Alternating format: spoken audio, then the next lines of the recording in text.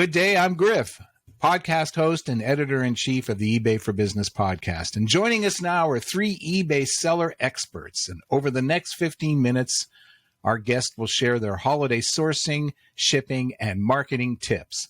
On our panel today, we have eBay seller Denali Swisher. Her eBay store is ELDUCHO, and Denali's going to talk about holiday sourcing.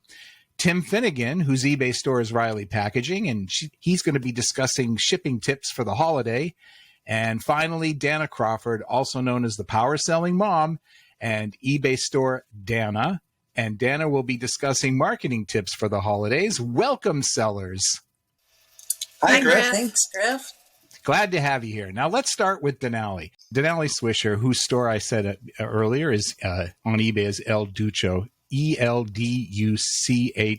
Interesting name. So, Denali, to jump into it, does your sourcing strategy change when you're leading up to the holiday selling and shopping season? You know, I sell primarily pre-owned women's clothing. Sometimes I do have new clothing. However, you know, with pre-owned clothing, the holiday sourcing can be a little bit more difficult because people typically aren't buying used clothing as gifts. Hopefully there's a shift, you know, in the economy and people start doing that. However, I look at more of what people might be wearing to events during the holiday season. So that might be, you know, more formal wear, dresses, sweaters, coats, stuff like that. And I try and prepare for that earlier in the year, as early as spring, but definitely during summer, stocking up on those sort of items.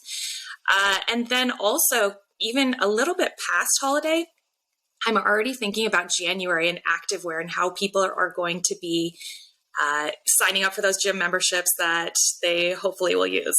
So actually during the holiday season, I'm getting more activewear pieces. Yeah, I've talked to other sellers who say, February is a great time to source gym apparel since a lot of people have given up by that point.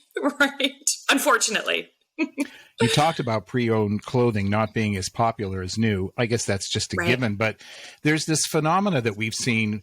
It's been labeled conscious consumerism, and it's especially popular among Gen Z demographic. Yes. Have you seen an increase in pre-owned clothing sales for the holidays in recent years that leads you to believe this is going to continue?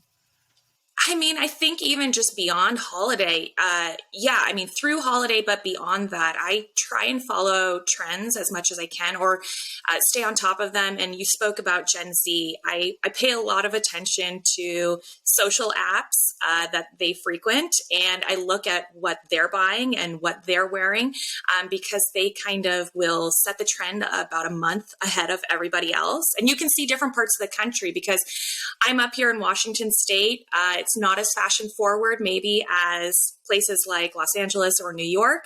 And so I can kind of see ahead of time what sort of styles and trends that people are picking up.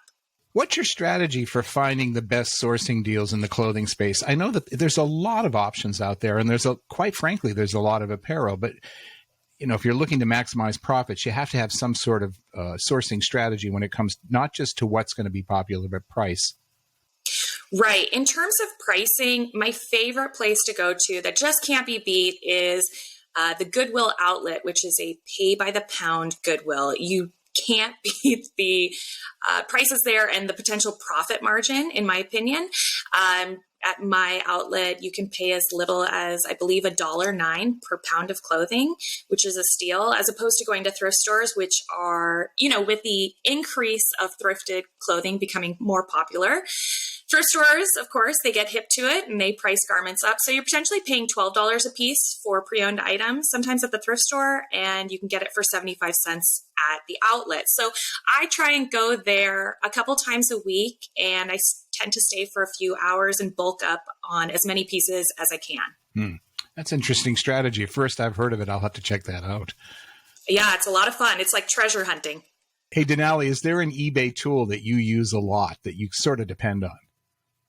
I love Terapeak. I love looking up comps. I love that Terapeak has the 365-day history. I don't use comps as a hard and fast rule for looking at how I price my items, but it gives me a better idea of what it has sold for in the past year, especially looking, a year back at this point, because as we're approaching fall, what were these pieces selling for in the fall time of last year? So I love Terapeak. It is incredibly valuable to me. I wish it were available on mobile. Hint, hint. Well, it could happen. Anything's possible, right? Yeah. And Denali, finally, I hear you have your own podcast, and I love to give our sellers who have media channels a chance to promote them. What's it called, and where can we find it? Well, first off, I love your podcast, Griff. I definitely started listening to that when I began reselling, and it was definitely a source of inspiration for me to start mine. My podcast is available on all podcasting platforms, and it is called Flip the Script. I spend an hour picking people randomly from the reselling community, and we talk about their journey. And it's so informative. It's so interesting to hear so many people's different stories, and a lot of great, I would say, ideas and nuggets can be gained from it. Yes, I agree. And there's an endless supply of those stories. So there's enough to go around. Oh my gosh. Yes. And you can relate to them in so many wonderful ways. Yeah. Well, Denali, thanks. Let's move on to our next seller, Tim Finegan. Tim, the name of your eBay store is probably familiar to our listeners. It's Riley Packaging. So we know you're going to have some opinions on the best way to pack and ship sold items. So for example, when packing an item to ship, what are the general rules of thumb that a seller should follow in order to best ensure that the shipped item is going to arrive safely and intact? Well, first, it's very, very important that you know the specs of what you're selling. You need to know the length, the width, the height, the weight, determine the level of fragility, and then based on that, you pick the appropriate packaging materials to safely pack it and get it to where you want it to go. That being said, what I mean by that is that if it's a fragile item, you certainly need a strong enough box or container to ship it properly. You also need to make sure that you pack it, not just put the item in the box, but pack it properly so that it doesn't get damaged. If you're shipping crystal, I would highly recommend you wrap it in some form of a bubble wrap. I always say fill the void. If you put something in a box, make sure there is no voids in that box. And also, it's very important that you know then the quality of the box that you're using. And I'm assuming it's a box. It could be a mailer, it could be an envelope, similar type of a scenario. But you need to know the specification of the box itself. Now, all of your sellers should be selling you a box with a certification seal on it. It's very important that you know what that certification seal is. It's telling you basically what that box certifies itself out to be. The most common box currently today is the 32 ECT box, and that will be seen on a seal if you look for it, if you're buying a 32 ECT. But there are other ECTs out there too. So you do need to be careful. There's ECT 23, there's ECT 44. What does ECT? And what does ECT mean, right? Yeah, what does it mean? It's another acronym. Yeah.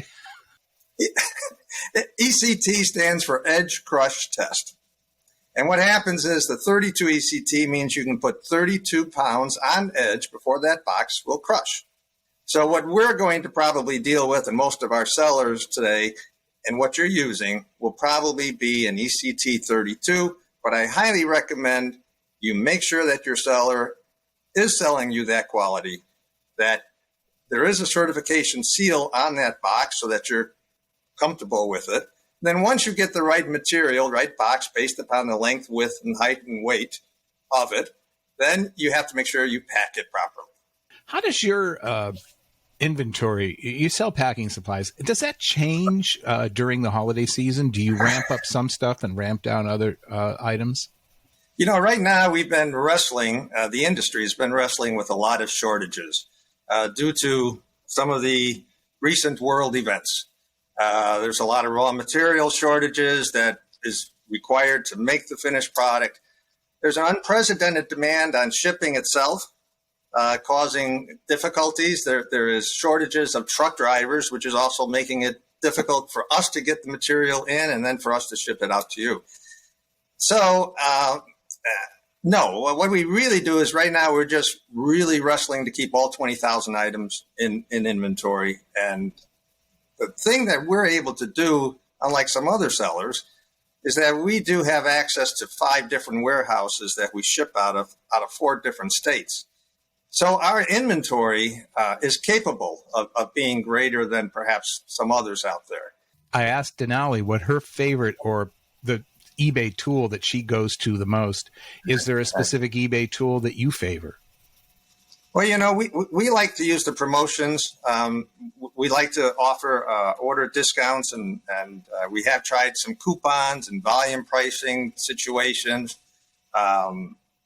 We also subscribe to the promoted listings that eBay offers. So we're just trying to drive more people to our listings and then hope that there's enough interest that they either buy from us or reach out to us and ask questions. So basically all the tools. Yeah, I think so. I mean, and it changes month to month. Yeah, of course, as business would. Yeah, it really does. Well, thanks, Tim. I really appreciate it. And finally, our third panelist, Danna Crawford, whose store on eBay, as I mentioned earlier, is simply Danna. Danna, it's great to talk to you again. Thanks, Griff. You too. We'd like to explore your advice as a marketer. What types of marketing do you employ and do you recommend to your seller audience through the holiday selling season? Well, I think the most exciting thing as a marketer for your eBay business, especially, is the storytelling on Instagram and Facebook. Storytelling has become so popular, and you can create a new story every 24 hours if you like. But the great thing is you can promote your eBay items, you can promote your eBay store, and you can also talk about yourself a little bit. People like to see who's behind the scenes of that seller, and they like to see your warehouse and how you ship and some tips and tricks. And all of those types of stories will help bring business to your eBay store. It's not just, here's a listing, come and buy it. Right. It can't be all either me. You know, you have to share some tips and maybe some items that you're selling, how they are made, that kind of thing, some history. With the storytelling, and there's some, you see people on social media who are actually really good at this, and they seem to grow their businesses because of it.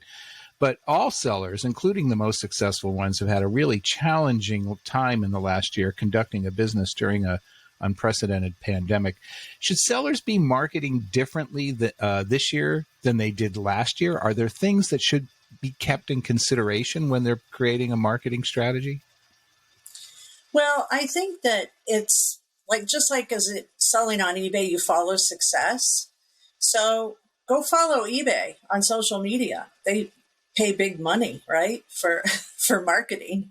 So pay attention to what eBay's doing, and maybe some of your competitors, go ahead and take a look at what some other successful people are doing, people with a lot of followers, and follow success, just like listing on eBay. Yeah. Great advice. I always tell people, if you want to know what's going to be a hot trend, go to somebody who's already spending millions of dollars and see what That's they're right. doing. You don't have to spend anything, That's whether right. that's eBay or a retail site. What are your most recommended social channels, and should a seller treat each one differently? Well, just treating things differently as far as the feeds go. It's not a one size fits all. Everyone is different. You can also get away with that on Pinterest. I actually have an auto feed. I have a board called my eBay store, and automatically everything that's listed is auto fed to my Pinterest board on my eBay store. So you don't need to hire a lot of helping hands. You can set it up. There are tools out there. That's great. And I know in your seminars that you give and when you providing coaching to sellers that you go into great detail about these. Absolutely. So I'm going to give you a chance to promote that now. Where can I go if I want to learn more from Danna? Actually, WorthPoint is sponsoring me, and we're doing eBay workshops throughout the United States. Oh, fantastic. Yeah, I'm excited. So you can visit Danna's website and see where she's going to be, or WorkPoint, and find out where their seminars are going to be. And believe me, if you won't regret it, going to see Danna is a great delight. And they're free. Well, Denali, Tim, and Danna, thank you again for sharing your expertise with us, and best wishes to you all for a real profitable upcoming holiday selling season and, of course, beyond. And if I may quickly give a plug, we've mentioned it before. If you're not a subscriber to the eBay for Business podcast, please consider subscribing. We feature sellers like Denali, Tim, and Danna, on each episode. You can learn more at www.ebay.com/podcast. Thanks for tuning in. Thank you. Thank you. Thank you.